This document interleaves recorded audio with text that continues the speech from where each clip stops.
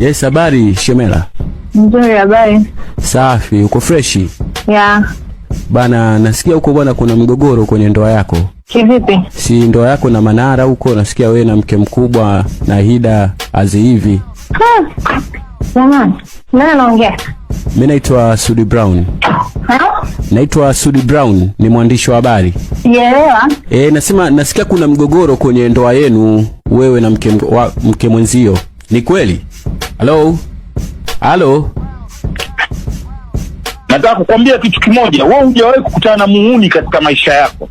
Hii ni mara ya 3 nanifanyia kwa wake zangu. Soud, nitakufurahisha kwa yani hujawahi kuniona kama unanijua vizuri, hujawahi kunijua vizuri. Labda unaniona tu mitandaoni. Hii ni mara ya 3 nafanya kwa wake zangu. Nitakuteka ndio mchana kweupe.